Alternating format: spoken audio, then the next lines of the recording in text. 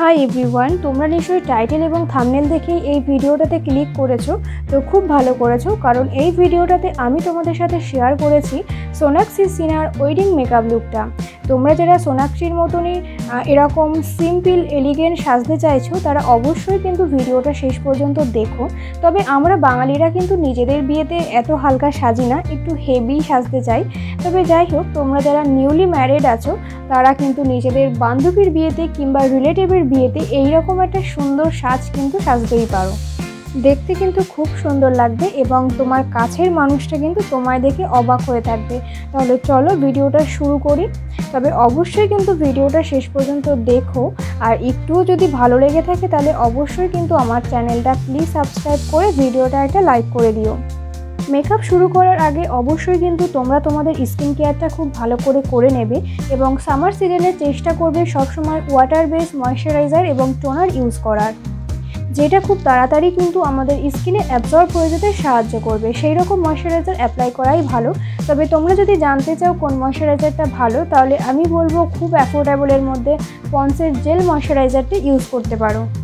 Skin কেয়ারটা খুব ভালো করে নেওয়ার পরে আমাদের ফেসে যে ছোট ছোট ওপেন পোর্সগুলো আছে সেগুলোকে ফিল করার জন্য এখানে মার্স কসমেটিক্সের এই প্রাইমারটা আমি খুব ভালো করে একটু প্রেস করে টি-জোন এরিয়াতে অ্যাপ্লাই করে নিচ্ছি। এরপর তোমাদের যাদের মনে হচ্ছে যে আমাদের ফেসে কোনো গ্লো নেই, ফেসটা পুরো ড্রাই হয়ে গেছে, তারা অবশ্যই কিন্তু মার্স কসমেটিক্সের এই হাইলাইটার প্রাইমারটা ইউজ করো, তাতে একটা ন্যাচারাল গ্লো এফেক্ট পাওয়া যাবে।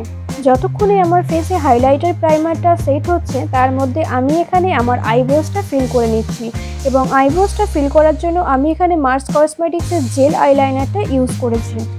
আজকের এই লুকের জন্য আমি কিন্তু কোনো ফাউন্ডেশন ইউজ করিনি, সম্পূর্ণ বেসটাই কিন্তু কনসিলারের সাহায্যে ক্রিয়েট করেছি।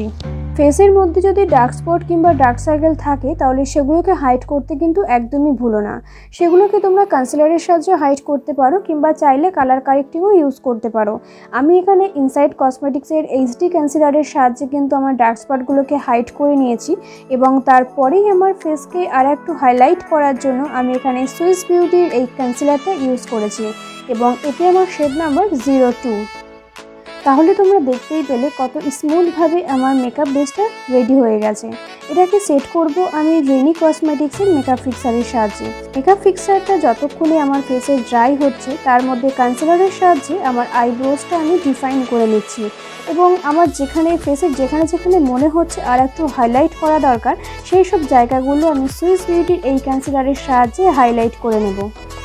আমি আমার ভিডিওর মাধ্যমে তোমাদেরকে সবসময় সেলফ মেকআপ লুক শেখানোর চেষ্টা করি, যাতে তোমরা নিজেরাই ঘরে বসে সামান্য কিছু প্রোডাক্টের সাহায্যে প্রফেশনাল মেকআপ আর্টিস্টদের মতো মেকআপ করতে পারো। আমার চ্যানেলে কিন্তু তোমরা অনেক রকমের মেকআপ লুক পেয়ে যাবে, ওয়েডিং বেস্ট মেকআপ লুক থেকে শুরু করে party makeup look, western makeup look, অনেক রকমের মেকআপ লুক কিন্তু আমি আপলোড করে রেখেছি। অবশ্যই আমার চ্যানেলটা তোমরা সাবস্ক্রাইব করে রেখো, যাতে পরবর্তীতে আরও অনেক রকমের মেকআপ তোমরা শিখতে পারো।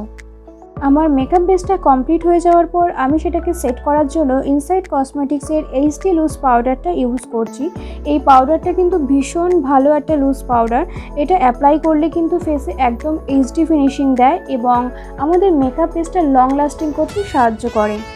তোমরা যদি সোনাক্ষী সিনহার ওয়েডিং লুকটা দেখে থাকো তাহলে বুঝতেই পারবে যে সোনাক্ষীর মুখে কিন্তু সেভাবে কোনো কন্ট্যুর অ্যাপ্লাই করা ছিল না, ভীষণ হালকাভাবে একটা পিঙ্ক ব্লাশ অ্যাপ্লাই করা ছিল। আমি এখানে মার্স কসমেটিক্সের এই ব্লাশ প্যালেটটা থেকে এই পিঙ্ক শেডটা নিয়েছি, যাতে আমিও সোনাক্ষীর মতনই লাইট পিঙ্ক শেড অ্যাপ্লাই করতে পারি। তবে চিকে ব্লাশ অ্যাপ্লাই করার সাথে সাথে নোজ এবং চিন এরিয়াতে ব্লাশ অ্যাপ্লাই করলে দেখতে কিন্তু বেশ ভালো লাগে। তবে আমি হালকা করে একটু নোজটা কন্ট্রোল করে নিচ্ছি, নোজ কন্ট্রোল না করলে কিন্তু ফেসটা ঠিক ভালো লাগে না। তো এরপর আমি আই লুকটা ক্রিয়েট করব এবং সোনাক্ষী সিনহার আই লুকটা কিন্তু খুব একটা হেভি ছিল না, তবে আইলাইনারটা কিন্তু বেশ ড্রামাটিক ছিল। তো আমি সেই রকমই আই লুক ক্রিয়েট করার চেষ্টা করব।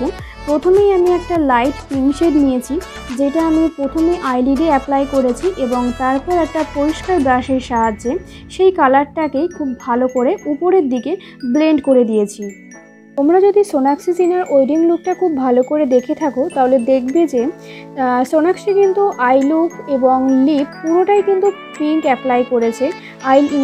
আইলিডেও কিন্তু পিঙ্ক আইশ্যাডো ইউজ করেছে এবং লিপস্টিকটাও কিন্তু লাইট পিঙ্ক করেছে। এবং সেম পিঙ্ক শেডটাও আমি লোয়ার ল্যাশ লাইনে খুব ভালো করে আউটার কর্নারের দিকে অ্যাপ্লাই করে নিচ্ছি।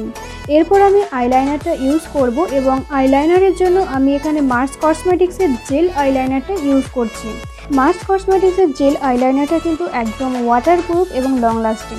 তোমরা দেখতে পাচ্ছ যে আমি কিভাবে আইলাইনারটা ড্র করছি। আইলাইনারটা বেশ একটু মোটা করেই আমি অ্যাপ্লাই করেছি যাতে সোনাক্ষীর মতনই লুক ক্রিয়েট হয়। এরপর দুটো চোখের লোয়ার ল্যাশে খুব ভালো করে মাস্কারা অ্যাপ্লাই করে নিচ্ছি। আমার পুরো মেকআপ বেসটাই কমপ্লিট হয়ে যাওয়ার পর আমি ফেসে হালকা করে হাইলাইটার অ্যাপ্লাই করে নিচ্ছি। আমি এখানে মার্স কসমেটিক্সের এই ব্লাশ প্যালেট থেকে হাইলাইটারটা আমার ফেসের হাইস্ট পয়েন্টগুলোতে অ্যাপ্লাই করে নিচ্ছি। আমার প্রত্যেকটা ভিডিওতেই কিন্তু আমি তোমাদেরকে মেকআপের উপরে অনেক টিপস দিয়ে থাকি, যেগুলো একটু ভালো করে ফলো করলেই কিন্তু তোমরা ঘরে বসেই প্রফেশনাল মেকআপ আর্টিস্টদের মতনই কিন্তু ফ্ললেস মেকআপ লুক ক্রিয়েট করতে পারবে।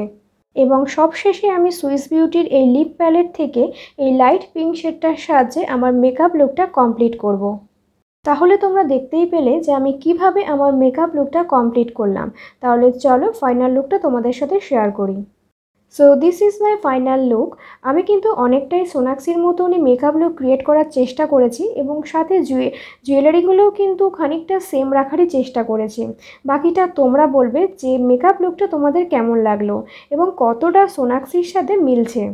আমার ভিডিওটা আপলোড করতে একটু সময় লাগলেও আশা করছি তোমাদের অনেকটা হেল্প হবে, বিশেষ করে তোমরা যারা নিউলি ম্যারিড আছো তাদের তো অবশ্যই। তাহলে ভিডিওটা আমি এখানেই শেষ করছি, তবে আশা করব ভিডিওটা তোমরা শেষ পর্যন্ত দেখবে এবং ভিডিওটা ভালো লাগলে অবশ্যই কিন্তু আমার ভিডিওটা একটা লাইক করে দিও এবং চ্যানেলটা যদি এখনও সাবস্ক্রাইব করে না থাকো তাহলে প্লিজ চ্যানেলটা সাবস্ক্রাইব করে দিও।